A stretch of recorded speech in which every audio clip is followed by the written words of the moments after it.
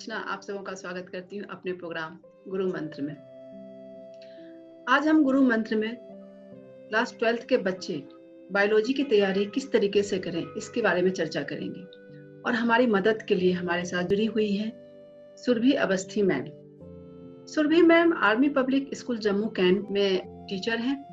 पिछले 10 साल से मैम इस स्कूल से जुड़ी हुई है और टीचिंग के अलावा अलग अलग एक्टिविटीज के जरिए बच्चों को मोटिवेट करती रहती हैं अलग अलग चीजों में भाग लेने के लिए। इस प्रोग्राम को आगे बढ़ाने से पहले मैं चाहूंगी कि सुरभि मैम हमसे 2 बातें बोलें। इस दौरान जहाँ पे हम लोग इतनी नेगेटिविटी से भर रखे हैं, सब बच्चे घर बैठे हैं, कोई सोशलाइजेशन का सिस्टम नहीं है और इस तरह का कोई प्रोग्राम हो रहा है, उसके लिए Archana ma'am thank you so much. और इस चीज के लिए हम लोगों को मोटिवेट किया है डॉक्टर अतुल हंस सर ने, तो मैं उनको भी थैंक्स कर रही हूँ। तो मैम हम स्टार्ट करते हैं आज की, जो हम कोई अच्छा सा फ्रूटफुल रहे ये सारा हमारा सेशन, तो उसके लिए let's start with it. Fruitful रहेगा हमारा ये आज का सेशन। और एक टीचर होने के नाते मैं ये जानना चाहती हूँ कि जो अभी तक जो ये पूरा साल निकला है, जब बच्चे स्कूल में एक नॉर्मल स्कूल की जगह लैपटॉप के आगे बैठ के पढ़ाई किए हैं, तो क्या फर्क आपको महसूस हुआ है? मतलब क्या उसके पॉजिटिव चीजें क्या हैं, कुछ नेगेटिव चीजें क्या हैं? वेल मैम, देखिए मुझे ऐसा लगा है कि ये साल जो रहा है ये काफी अनसर्टिनिटी का साल रहा है। हमें स्टार्टिंग में तो पता भी नहीं था कि अगला, जैसे हम प्लानर्स बनाते थे ना, हर वीकली प्लानर्स और फोर्टनाइटली प्लानर्स, तो इसमें हमें पता ही नहीं चलता था कि हम लोग क्या करेंगे। बट अब हम काफी हद तक चीजों को समझ चुके हैं क्या चीज है, क्योंकि हम ह्यूमन मेंटेलिटी ही ऐसी है कि हम चीजों को काफी जल्दी अडेप्ट कर जाते हैं। तो इस सिचुएशन को भी काफी हद तक हमारा सिस्टम अडेप्ट कर चुका है और हम लोग अब काफी हद तक कॉन्फिडेंट भी हैं। पॉजिटिविटी की बात की जाए तो मैम, एक एज अ बायो टीचर मैंने हमेशा देखा है कि इंसान तभी सक्सेसफुल होता है या कोई भी चीज तभी इवॉल्व करती है जब उसकी सिचुएशन जो है कंफर्ट जोन से थोड़ा सा भटकती है। तो आज तक, अभी आपने कहा 10 साल मुझे भी स्कूल में हो चुके पढ़ाते हुए, हमेशा से वो एक प्रॉपर सिस्टम चलते रहता था। इस बार थोड़ा सा आपका कंफर्ट जोन हिला तो हम लोगों ने काफी चीजें सीखी। कई देर से मैं सुन रही थी कि teachers are the facilitators, but हम लोग मेथड्स वही ट्रेडिशनल मेथड्स यूज कर रहे थे। एजुकेशन टेक्नोलॉजी का वर्ड काफी पुराना आ चुका था, बट तब भी हम लोग वो व्हाइट बोर्ड और ब्लैक बोर्ड्स को यूज कर रहे थे। और सच कहूँ तो इसका लगा कि सच में बायोटेक हमने एजुकेशनल टेक्नोलॉजी को यूज किया, काफी भरपूर यूज किया है। और दूसरा, हम लोगों ने जो टीचर्स एज फैसिलिटेटर्स हैं कि बच्चा कहीं भी कोई भी प्रॉब्लम आ रही है उसको वो फैसिलिटीज प्रोवाइड करनी ही करनी है, तो उसके लिए भी टीचर्स ने भी अपनी जान जी तोड़ मेहनत करी है। तो वो हम लोग देख ही रहे हैं इस बार। और पॉजिटिविटीज अगर देखी जाए तो कई सारी हैं कि कितनी चीजें हम लोगों ने सीखी हैं, इतना चीजें जिन चीजों से हम लोग कई बार पीछे हटते थे कि रहने देते, नेक्स्ट टाइम देख लेंगे, अगली बार करेंगे इसको ऐसा, तो सब चीजें करनी पड़ी है, मजबूरन करनी पड़ी है। एक नेगेटिविटी जो मुझे लगी है इस पूरे सिचुएशन में वो रही है, जो बच्चों के लिए बहुत इंपॉर्टेंट है, सोशलाइजेशन का। बच्चा जब स्कूल में एंटर करता है, स्कूल बस से एंटर करता है, वो अपने पीयर्स के साथ बात करता है, अपने फ्रेंड्स के साथ बात करता है। स्कूल में आने के बाद वो हर चीज में लर्न कर रहा है, क्लास में लर्न कर रहा है, लंच ब्रेक में लर्न कर रहा है, प्ले ग्राउंड में लर्न कर रहा है। वो चीजें जो सोशलाइजेशन वाला पार्ट था वो कहीं इलेक्ट्रॉनिक सोशलाइजेशन हो गया, वो चीजें कहीं ना कहीं प्रॉब्लमेटिक है। बट हाँ, यहाँ पे जिन पेरेंट्स ने कंट्रीब्यूट किया है तो वो बहुत ही ऑसम जॉब किया उन्होंने कि अपने बच्चे को इतना ज्यादा इलेक्ट्रॉनिक मीडिया पे होते हुए भी इससे नेगेटिव जो पार्ट है सोशलाइजेशन से, उससे बचाया है। तो ये इनके नेगेटिव और पॉजिटिव पॉइंट्स हैं मेरे हिसाब से। बट एक अल्टीमेटली यही है कि ये बहुत अच्छा सुनहरा मौका है हम लोगों का सीखने का, और बच्चों के लिए भी काफी टाइम कंज्यूमिंग और एनर्जी कंज्यूमिंग सिस्टम रहा है ये साल। तो ये मेरे हिसाब से है। ये पूरा साल एक तरीके से रहा कि सीबीएसई ने काफी कुछ परिवर्तन किया इस साल। कुछ टॉपिक्स हटा दिए ताकि बच्चे जो मतलब ठीक से पढ़ाई नहीं हुई तो उन पे ज्यादा बर्डन नहीं हो। तो हम इस सेशन की शुरुआत उसी सवाल से करते हैं कि सीबीएसई ने कौन कौन से टॉपिक या चैप्टर इस साल के लिए हटा दिया? क्लास 12th में हमारे पास 5 यूनिट रहती हैं और बायो में हम लोग in continuation with class 11th की बात करते हैं। 5 यूनिट क्लास 11th में है, तो इसलिए 12th क्लास में जो पहली यूनिट रहती है उसको हम लोग यूनिट नंबर 6 कहते हैं। तो unit number 6 is reproductive biology, जो आज तक उसमें 4 चैप्टर्स इंक्लूड रहते थे। उन 4 चैप्टर्स में से जो फर्स्ट चैप्टर है वो इस बार जो रिवाइज सिलेबस है उसमें से हटा दिया गया। ऑल्दो वो चैप्टर बहुत इंपॉर्टेंट चैप्टर नहीं था, उसमें से हार्डली 1 मार्क का क्वेश्चन या 2 मार्क के क्वेश्चन रहते थे, बट वो एक ऐसा चीज थी जो बच्चों के लिए थोड़ा टाइम कंज्यूमिंग रहती थी। उसको काफी अच्छा किया, जो हटा भी दिया हुआ है। तो अब जो मेन फोकस चैप्टर्स हैं वही 3 चैप्टर्स रिप्रोडक्टिव बायो में है, जिसमें प्लांट रिप्रोडक्शन है, बहुत इंपॉर्टेंट चैप्टर है, एनिमल रिप्रोडक्शन है, और रिप्रोडक्टिव डिजीजेस, ह्यूमन हेल्थ है, रिप्रोडक्टिव हेल्थ है, वो चैप्टर उसमें है। ये फर्स्ट यूनिट है। फर्स्ट यूनिट में से 4 में से एक को हटा दिया फर्स्ट चैप्टर। सेकेंड यूनिट जो आती है हमारी, वो आती है genetics and evolution. Genetics and evolution तो काफी इंपॉर्टेंट यूनिट रहती है। उसमें से भी एक यूनिट को, एक चैप्टर को हटा दिया गया है, वो है एवोल्यूशन का। एवोल्यूशन का चैप्टर जो है वो काफी इंपॉर्टेंट इसलिए हो जाता है क्योंकि उसमें काफी स्कोर कर सकता है बच्चा। उसमें कई सारी चीजें हैं जिसको, जो काफी लॉजिकल है, उसको कर सकता है, लेकिन वो चैप्टर उन्होंने निकाल दिया है। उसकी जगह अब सिर्फ जेनेटिक्स का, इनहेरिटेंस का और मॉलिक्यूलर बेसिस का चैप्टर रहता है। थर्ड यूनिट जो है, जिसको हम लोग इकोनॉमिक बायो कहते हैं, उसमें 3 चैप्टर्स रहते थे, health, human health and disease, strategies, और थर्ड था माइक्रोबियल वर्ल्ड। तो उसमें जो 9th चैप्टर है, strategies for enhancement of food production, उसको सीबीएसई ने फुली हटा दिया। फोर्थ यूनिट जो है, जो क्लास 12 की 9th यूनिट है, उस यूनिट में से कुछ भी चेंज नहीं किया गया है, बायोटेक्नोलॉजी एज सच आ रही है। देन लास्ट यूनिट जो है, यूनिट नंबर 10, जिसको इकोलॉजी कहा जाता है, उस इकोलॉजी यूनिट में से 2 पार्ट्स को निकाल दिया गया है, इकोसिस्टम को और इन्वायरमेंटल इश्यूज को। तो कुल मिलाकर मैं ये कह सकती हूँ कि वो चैप्टर्स को बहुत अच्छे से निकाल दिया गया जो बच्चा खुद पढ़ सकता है। तो सीबीएसई ने फेर बदल नहीं किया, क्योंकि उनको पता है कि ये सब चीजें जो एनसीईआरटी है, ये बहुत इंपॉर्टेंट है। काफी आप लोग का इंडेक्स देखिए, जिन्होंने ये लिखा है, इसमें अपना 100% दिया हुआ है, और ये बच्चों के लिए काफी इंपॉर्टेंट है। एक बच्चा जो मेडिकल स्टूडेंट रहा है क्लास 12 में, उसको इन सब चीजों के बारे में पता रहना बहुत इंपॉर्टेंट है। तो उन्होंने वो चीजें निकाली जिसको बच्चा एज खुद अपने हिसाब से पढ़ सकता है, खुद रीडिंग कर सकता है उसके, और उसको अपने हिसाब से वो कर सकता है, उसको वो एग्जाम में इंक्लूड नहीं कर रहे हैं। और एक चीज सबसे इम्पोर्टेंट जो रहती है, नीट का एग्जाम। हमारी पहले भी बात हो रही थी मेडिकल एंट्रेंस का, तो मेडिकल एंट्रेंस में ऐसा कुछ भी रिवीजन नहीं हुई है सिलेबस की, इसलिए बच्चों के लिए ये सब चीजें पढ़नी इंपॉर्टेंट है। बट हाँ, पेपर्स के लिए वो इन 5 चैप्टर्स को एक बार के लिए साइडलाइन कर सकते हैं। तो ये एक काफी अच्छा स्टेप है जो सीबीएसई ने लिया हुआ है। ये सब डिलीशंस हुई हैं। इनके अलावा प्रैक्टिकल्स में भी डिलीशन हुई है, और वही प्रैक्टिकल्स में से वही चीजें डिलीट की गई हैं जिनकी ज्यादा जरूरत नहीं पड़ती। तो मतलब इसका मतलब ये हुआ कि सीबीएसई ने उन चैप्टर्स को हटाया है जो बच्चे खुद से पढ़ सकते हैं, जो ज्यादा मुश्किल नहीं है, जिसके लिए उनको टीचर्स की उतनी हेल्प की जरूरत नहीं है। लेकिन यहाँ पे हम ये चीज क्लियर कर देना चाहते हैं कि अगर आप मेडिकल की तैयारी कर रहे हैं, आपको पूरी किताब अच्छे से पढ़नी ही पड़ेगी, क्योंकि मेडिकल नीट में कोई भी रिवीजन नहीं हुआ है, उसमें सारे के सारे सिलेबस आ रहे हैं। तो अगर आज आपके पास टाइम है 4 महीने का, तो आप कोशिश कीजिए कि सारा का सारा बुक्स जो है वो खत्म कर दें। लास्ट के 1 महीने जब आप सीबीएसई की तैयारी करने बैठेंगे, तो उस समय इन चैप्टर्स को आप साइडलाइन कर दें। मेरा दूसरा सवाल ये है मैम कि ये बायोलॉजी जैसे कि एक साइंस का सब्जेक्ट है, और इसमें प्रैक्टिकल काफी इंपॉर्टेंट है, सीखने के लिए भी और मार्क्स के पॉइंट ऑफ व्यू से भी। तो मैं ये जानना चाहती हूँ कि इस बार जैसे बच्चों ने प्रैक्टिकल नहीं किया, तो कैसे, मतलब उस कमी को वो कैसे आप लोग कैसे पूरा किए हैं? प्रैक्टिकल्स की अगर हम बात करें तो प्रैक्टिकल्स ऐसा नहीं है कि प्रैक्टिकल्स कराए नहीं गए हैं। एचआरडी के जो हमारा एजुकेशन मिनिस्ट्री की तरफ से भी ये कहा गया था कि आप बच्चों को प्रैक्टिकल्स करवा दीजिए, और जो इस बार अभी 4 महीने का टाइम जो एक इन्होंने टेंटेटिव डेट्स निकाल के दिए, उसमें भी प्रैक्टिकल्स को इंक्लूड किया है, जिनमें हम बच्चों को हैंड ऑन एक्टिविटीज प्रोवाइड कर सकते हैं, जिसमें बच्चा खुद आके परफॉर्म करेगा, और उसके बाद इंटरनल असेसमेंट भी आएगी, एक्सटर्नल असेसमेंट भी आएगी, सब चीजें रहेगी। तो प्रैक्टिकल्स के साथ हम कहीं कॉम्प्रोमाइज नहीं कर सकते हैं। बट आपको एक मैं इन्फॉर्मेशन दे देती हूँ, एक ऑनलाइन प्लेटफॉर्म है ओ लैब्स का। ओ लैब्स करके एक प्लेटफॉर्म रहता है, उसमें बच्चा हैंड ऑन एक्टिविटी नहीं करता, बट बिल्कुल एक वर्चुअल लैब सेटअप है, फ्री ऑफ कॉस्ट है।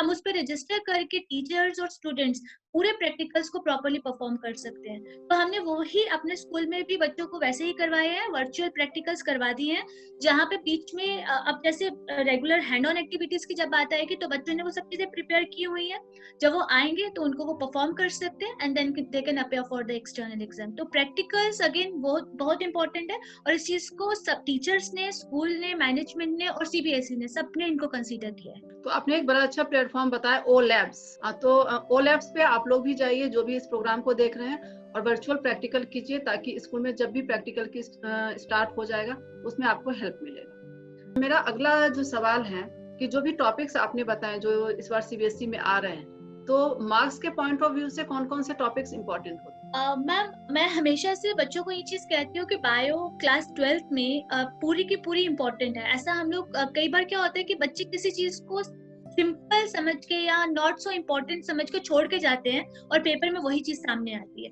तो एक स्ट्रैटेजी, एक स्मार्ट स्ट्रैटेजी बच्चों को अप्लाई करनी पड़ेगी, कुछ भी नहीं छोड़ना है। तो उसके लिए क्या रहता है कि मैम सबसे पहले जो मैंने कई बार एक्सपीरियंस भी किया, अगर बच्चा इस तरीके से करे तो उसका काफी अच्छा स्कोर जाता है। वो है, जैसे मैंने आपको पहले बताया कि जेनेटिक्स एक यूनिट है।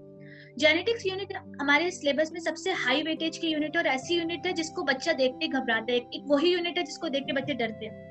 अगर सबसे पहले वो उन हाई वेटेज यूनिट से पढ़ना शुरू करें, और सेकंड मैं एक चीज इसमें ऐड करना चाहूंगी कि जब भी बच्चा जेनेटिक्स पढ़ रहे हैं, अगर हम लोग प्रिपेयर कर रहे हैं जेनेटिक्स के लिए, तो 4th unit which is the 8th unit as well, उस यूनिट को इनके साथ किया जाए, वो है बायोटेक्नोलॉजी की यूनिट। तो बायोटेक्नोलॉजी और इनहेरिटेंस, मॉलिक्यूलर जो चैप्टर्स है, चारों चैप्टर्स अगर बच्चा कोलैबोरेशन में करे तो काफी हेल्पफुल रहता है। इसमें एक चीज और एडिशनल है कि ये इन चैप्टर्स में अब क्योंकि बच्चे खुद पढ़ रहे हैं और उनको इतना ज्यादा टीचर्स हमेशा अवेलेबल नहीं है, तो ये बच्चों से मेरी एक स्पेशल रिक्वेस्ट है कि जहाँ पे उनको लगता है कि ये टॉपिक थोड़ा सा मुश्किल लग रहा है, उस टॉपिक को वहीं पे छोड़ दे, उस फिलहाल के लिए उस टॉपिक को वहां पे छोड़ दे। जो थोड़ा सा ज्यादा टाइम जा रहा है जिसमें, तो उसे वहीं पे छोड़ दिया जाए, आगे कंटिन्यू कर ले।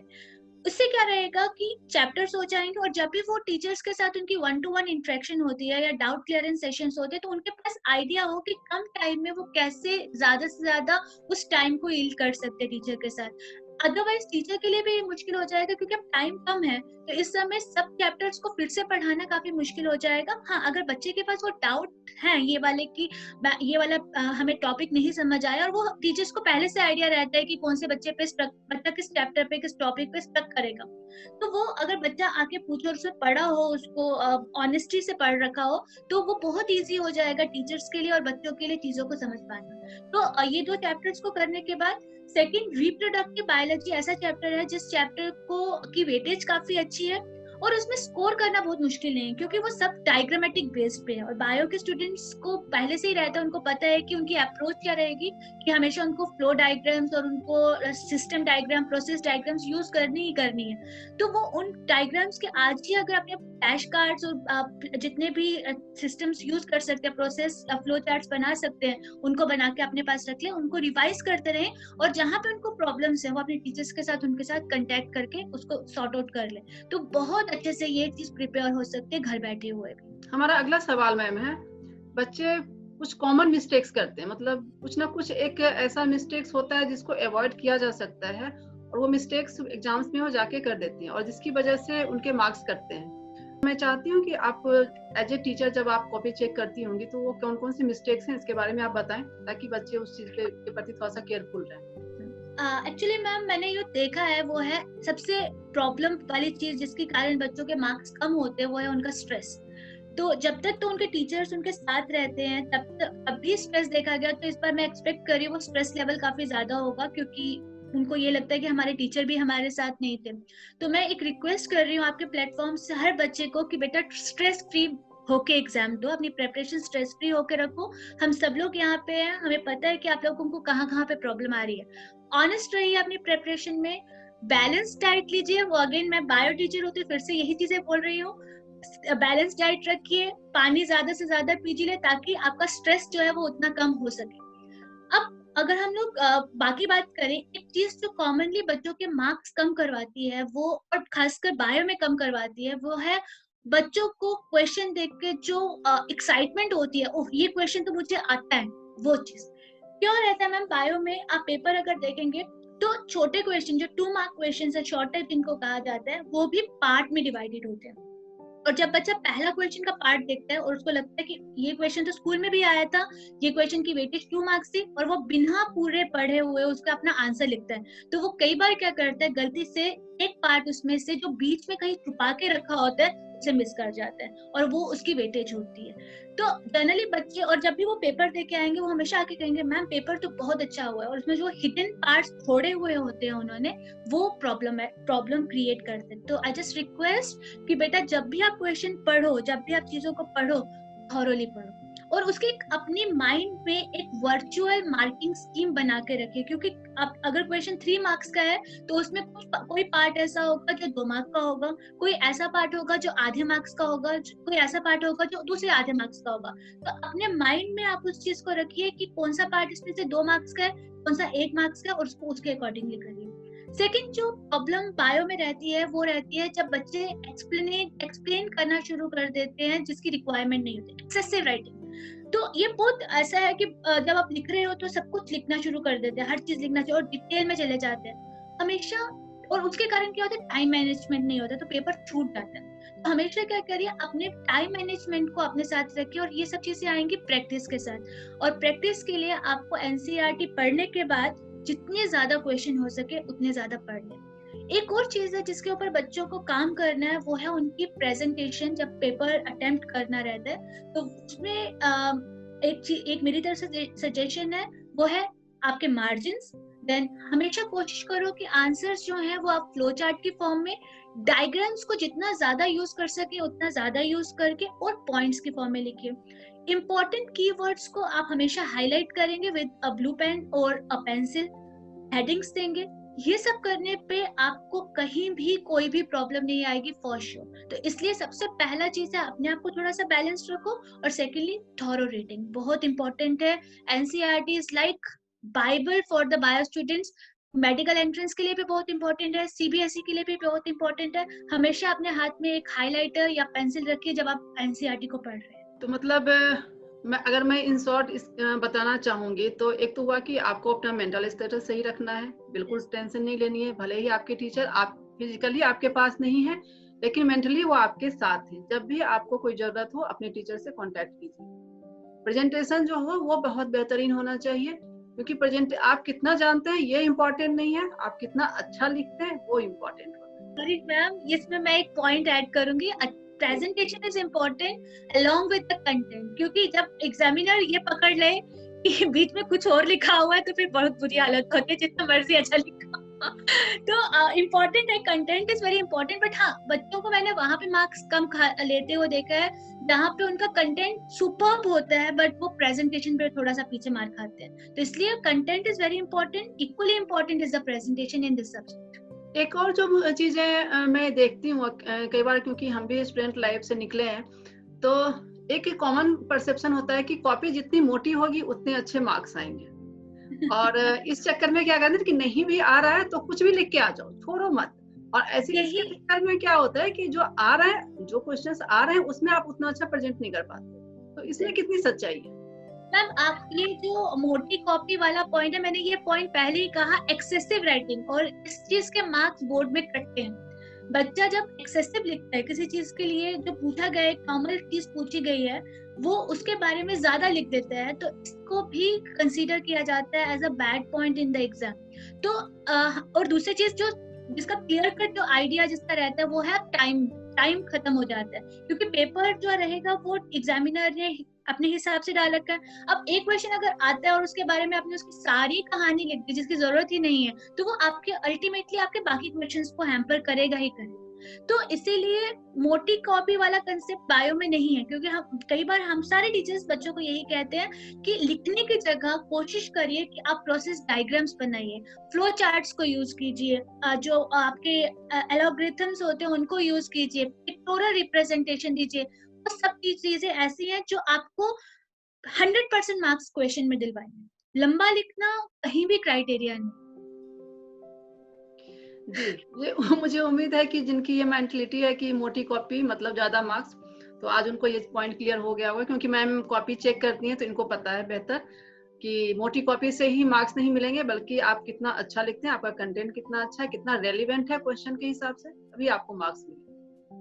मेरा अगला सवाल मैम ये है कि अभी क्योंकि जनरली फेब लास्ट में स्टार्ट हो जाता है बोर्ड, लेकिन इस बार अब मई में स्टार्ट होगा, तो काफी टाइम मिल गया बच्चों के पास।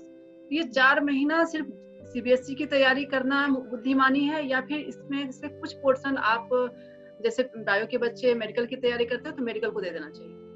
मैम ये सिर्फ इसी साल के लिए नहीं है, ये हमेशा से बच्चों को हमेशा कहा जाता है कि जब भी आप क्लास 12th में पढ़ रहे हैं तो अपने सिलेबस को जितनी जल्दी एक बार 12th को रिवाइज कर लें तो बहुत अच्छा, ताकि आप एक बार अपना नीट को भी कुछ परसेंटेज पहले से प्रिपेयर करें, क्योंकि आपने देखा ही होगा बोर्ड के एग्जाम्स के बाद ज्यादा टाइम नहीं मिलता बच्चों को नीट की प्रिपरेशन के लिए। तो इस बार तो एक गोल्डन अपॉर्चुनिटी है बच्चों के पास भी, 4 महीने का जहाँ पे उनको 2 महीने मिल रहे थे, डबल टाइम मिल रहा है। तो उन्हें ये एक काफी अच्छा अपॉर्चुनिटी मिल रहा है, काफी अच्छा टाइम मिल रहा है, जिसको वो रिलैक्स होके अपना सीबीएसई का तो उन्होंने प्रिपेयर किया ही है और उसको कर भी रहे हैं और उसको लास्ट टाइम पे भी प्रिपेयर करेंगे, बट साथ साथ में अपना नीट को भी प्रिपेयर करें। और मैं इस बार कई बार अपनी क्लास के बच्चों को भी ये कहती हूँ कि इस बार तुम लोगों का नीट जो रिजल्ट है वो काफी अच्छा आना चाहिए, क्योंकि टाइम जिस चीज के लिए बच्चे हमेशा दुखी रहते हैं कि मैम टाइम नहीं है, हमेशा एक ही साल में हम कैसे सब चीजें प्रिपेयर करें, हमें ड्रॉप करना पड़ेगा, तो इस साल ऐसा वाला कोई ऑप्शन नहीं है, क्योंकि टाइम की इस बार कमी नहीं रही है। तो ये और टाइम इस बार आपको और भी ज्यादा मिल रहा है, तो प्लीज उसको यूज करिए, जितना ज्यादा टाइम हो सकता है उसको अच्छे से अपना के अपना नीट का प्रिपेयर कीजिए। और नीट के लिए कोई एक्स्ट्रा कोचिंग या एक्स्ट्रा चीजों की जरूरत भी नहीं है, वही एनसीईआरटी है, वही चीजें हैं, दुनिया भर का मटेरियल है, एनसीईआरटीज को पढ़िए और जितना ज्यादा क्वेश्चन प्रैक्टिस कर सकते हैं, previous year question, sample paper और मॉडल पेपर, जितने भी टेस्ट पेपर्स हैं उनको आप कर सकते हैं। ऑनलाइन सीरीज आई हैं अभी, क्योंकि ये कोविड के कारण ज्यादा पेपर वर्क पे नहीं काम किया जा रहा, ऑनलाइन सीरीज है, कई सारे ऐसे प्लेटफॉर्म्स हैं जो free of cost online series provide कर रहे हैं। जैसे एक मैं आपको एग्जांपल देती हूँ, नीट प्रेप करके है, तो उसमें आपने सिर्फ रजिस्टर करना है, फ्री ऑफ कॉस्ट है, तो स्टार्टिंग के जितने क्वेश्चन पेपर्स और अच्छी क्वालिटी के क्वेश्चन पेपर है वो हर बच्चा एक्सेस कर सकता है विदाउट एनी लाइक मनी और किसी भी एक्सपेंडिचर के अलावा। तो वो सब जैसे आप चैप्टर पढ़ रहे हैं सीबीएसई के लिए पढ़ रहे हैं, थोड़ा सा नीट के लिए पढ़ के उसको आप प्रैक्टिस करिए, तो आपकी नीट की प्रिपरेशन भी साथ साथ में होती जाएगी और इसमें आपको एक्स्ट्रा टाइम देने की, एक्स्ट्रा रातें जागने की भी जरूरत नहीं है। तो ये बहुत अच्छा टाइम है इस समय काम करने के लिए। अभी हमारी जो पिछले सेशन में अतुल सर से बात हो रही थी तो उन्होंने एक पॉइंट्स उठाया था कि कोविड में जो ऑनलाइन पढ़ाई हुई तो उसमें एक सबसे बड़ा जो गैप, मतलब इसका डिजास्टर हम बोल सकते हैं कि बच्चों की लिखने की प्रैक्टिस खत्म हो गई। तो और बायो एक ऐसा सब्जेक्ट है जिसमें लिखने के साथ साथ ड्राइंग की प्रैक्टिस बहुत जरूरी होती है। तो आप अगले 4 महीने में किस तरीके से बच्चे मतलब तैयारी करें या एज ए मतलब सैंपल पेपर सॉल्व करके या कैसे भी, ताकि उनकी लिखने की प्रैक्टिस अच्छी हो और ड्राइंग बनाने की प्रैक्टिस अच्छी हो? हाँ मैम, इस चीज के लिए क्या है कि जैसे बच्चे की हाथ प्रैक्टिस क्या रहता था कि जब बच्चा क्लास में काम करता था, टीचर के सामने काम करता था, एक बार वो तब काम करता था, देन उसके बाद वही चीज वो होमवर्क में करता था, देन उसी चीज को वो प्रैक्टिस करता था जब वो टेस्ट के लिए प्रिपेयर करता था। इस तरह से जब सेशन खत्म होता था उस समय तक उसकी 4-5 बार प्रैक्टिस हो चुकी होती थी, वो चीज थोड़ी सी कम हुई है। तो अब जो उस चीज अब क्योंकि मोटिवेटेड है हम लोग, टीचर्स भी हैं, बच्चे भी हैं, तो इसको पढ़ने का यही है कि क्वेश्चंस कीजिए, इंस्टेड ऑफ टाइपिंग का आंसर आप उन आंसर्स को लिखिए, आप डायग्राम्स बनाइए, आप सब चीजों को करिए और उसके बाद उन्हें पीडीएफ्स में कन्वर्ट करके या वर्ड फाइल्स में कन्वर्ट करके अपने टीचर्स को भेज दीजिए, ताकि टीचर्स उनके प्रिंट आउट्स लेके या सॉफ्ट कॉपी की फॉर्म में उसे चेक कर सके, क्योंकि वो बहुत इंपॉर्टेंट है।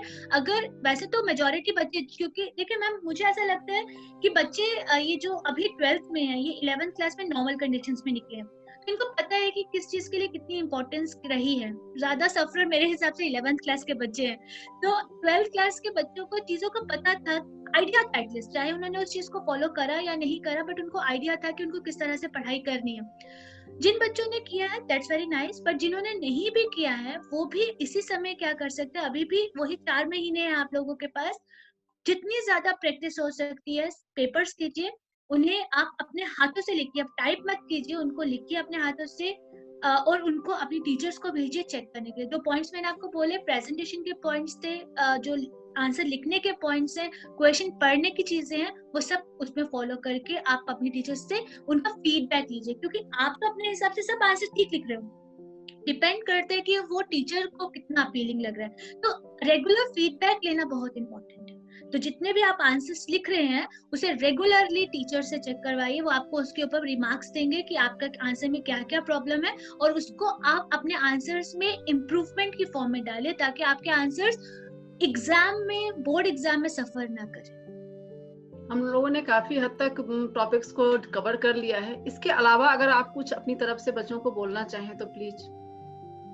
देखिए बायो कि अगर हम स्पेसिफिकली बात करें तो बायो में एक हम एडिशनल इंच जो है उसको छोड़ नहीं सकते हैं। तो बेटा हर बच्चे से मेरी ये रिक्वेस्ट है, हर बच्चे को, जिस बच्चे को ये पढ़ना है सब कुछ, तो इन चीजों को आप अपने माइंड में उतार लीजिए। नंबर 1, अपना टारगेट रखिए फॉर नीट, फॉर सीबीएसई। आपकी जो एनसीईआरटी है उसकी आपने जितनी ज्यादा हो सके उतनी ज्यादा रिवीजन कीजिए। और नॉट ओनली क्लास 12 की एनसीईआरटी, अगर आप नीट के लिए प्रिपेयर कर रहे हैं, class 11 NCERT is equally important.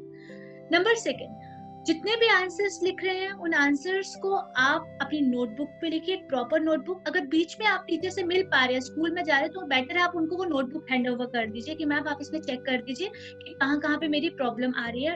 Again मैं फिर से रिपीट कर रही हूँ वही वाला पॉइंट कि अपना रेगुलर फीडबैक रखिए, क्योंकि आपके लिए आपके टीचर के फीडबैक बहुत इंपॉर्टेंट है। नंबर 3, डायग्राम्स और process diagram, system diagrams are equally important. आप उनको कर सकते हैं। एक और चीज जो मैंने चीज अप्लाई करने की अपने स्टूडेंट्स को ये करवाई है, वो है अपने फ्रेंड्स के साथ जब भी आप बात करते हो तो उनके साथ कुछ ना कुछ क्वेश्चंस के रिगार्डिंग डिस्कस करें, क्योंकि कई चीजें हैं जो हम लोग कई बार पढ़ते हैं, उसका हम अपने एक पर्सपेक्टिव से पढ़ते हैं, अपने जो सेंटेंस पढ़ा उसको अपने माइंड से एक चीज पढ़ लेते हैं। आप जब उस चीज को डिस्कस करोगे, फोन तो करते ही हैं हम लोग, व्हाट्सएप भी कर रहे हैं, सब चीजें हो रही हैं, तो और सबसे बड़ी चीज ये है, हर एक बच्चे को एक ऑफिशियल प्लेटफॉर्म मिल रखा है, व्हाट्सएप ग्रुप स्कूल्स ने बना के रखे हुए हैं। तो वो पहले वाला जो चिट चैट था कि पेरेंट्स भी उसके ऊपर क्वेश्चन मार्क डाल रहे हैं, टीचर्स भी कह रहे हैं कि तुम लोग हमेशा फोन पे बिजी हो, वैसा कुछ नहीं, एक ऑफिशियल प्लेटफॉर्म तुम लोगों को मिल रखा है, उसे यूज करिए। वहां पे एक क्वेश्चन 2 क्वेश्चन दिन में डिस्कस करिए। एक क्वेश्चन डाल दिया, उस क्वेश्चन के ऊपर हर एक बच्चा, जितने भी बच्चे उस ग्रुप में है, वो अपना अपना फीडबैक दीजिए, और लास्ट में उस पॉइंट्स को यूज करके आप लोग अपने आंसर्स फ्रेम कर सकते हैं, और उसी ग्रुप में एक दूसरे का चेक भी कर सकते हैं, टीचर के साथ भी कर सकते हैं। ये सारी आपकी पीर ट्रेनिंग हो जाएगी। एक और चीज जो आप अप्लाई कर सकते हैं वो है फ्लैश कार्ड। आप अपने फ्लैश कार्ड्स बनाना शुरू कीजिए। जब भी आप चैप्टर पढ़ रहे हैं तो आप कुछ टर्मिनोलॉजीज, बायो में हमेशा एक बच्चों की रहती है, मैम ये टर्म्स बड़ी मुश्किल है, तो आप जब भी उसको पढ़ रहे हैं तो उस टर्म को आप अपने फ्लैश कार्ड पे लिख लीजिए, उसके रूट वर्ड्स निकाल लीजिए, क्योंकि रूट वर्ड्स तो कॉमन रहते हैं, और उन रूट वर्ड्स को जब आप निकाल लेंगे और फ्लैश कार्ड्स को पढ़ेंगे और उनको फिर डिस्कस करिए, तो डिस्कशन और ये सब चीजें जो है ये थोड़ा सा फन एक्टिविटीज भी होंगी और आपको पढ़ने में बहुत ज्यादा हेल्प भी करेंगे। तो इन चीजों को अपनी स्टडीज में अप्लाई करिए, along with all those things, जहाँ पे आपको सैम्पल पेपर प्रैक्टिस करने हैं, जहाँ पे आपको अपनी बुक्स प्रैक्टिस करनी है, क्वेश्चन आंसर्स प्रैक्टिस करने हैं, उनके साथ ये चीजें आप एक्टिविटीज करिए, तो आप लोगों के लिए सब चीजें बहुत अच्छी हो जाएंगी। एक लास्ट पॉइंट जो मैंने देखा है और इस समय बच्चों ने करना शुरू भी कर दिया होगा, वो है सैम्पल पेपर रिवीजन। एक मेरी तरफ से सजेशन है, जब तक आपका एक चैप्टर के ऊपर पूरा होल्ड ना हो जाए तब तक सैम्पल पेपर्स को मत सॉल्व कीजिए। सैम्पल पेपर्स को लास्ट में सॉल्व कीजिए, जब आपका उस चैप्टर के ऊपर पूरा होल्ड हो, वो आपको ज्यादा हेल्पफुल रहेगी। तो हमने काफी कुछ डिस्कस किया और मैम ने काफी अच्छे अच्छे पॉइंट्स बनाए। तो मेरी ये आप लोगों से रिक्वेस्ट है कि मैम ने जो भी पॉइंट्स बनाए उसको अपनी कॉपी में एक पेपर लीजिए, उस पर नोट डाउन कीजिए, पॉइंट अच्छे हाईलाइट्स कीजिए और अपने जो भी स्टडी टेबल है उसके सामने लगाइए। और जब भी आप बायो की पढ़ाई करने बैठे हैं तो उस पॉइंट्स को देखिए कि आपने कौन कौन से पॉइंट्स को कवर कर लिया है। मुझे उम्मीद है मैम ने जो भी टिप्स बताए वो आपके लिए काफी महत्वपूर्ण होंगे और इसमें काफी हेल्पफुल भी होगा।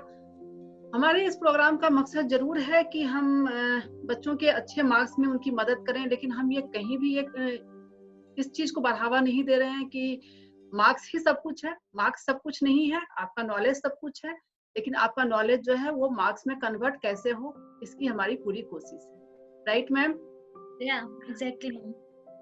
हम फिर से मिलेंगे एक नए सब्जेक्ट के साथ, एक नए गेस्ट के साथ। तब तक के लिए थैंक यू, अलविदा, फिर से मिलते हैं।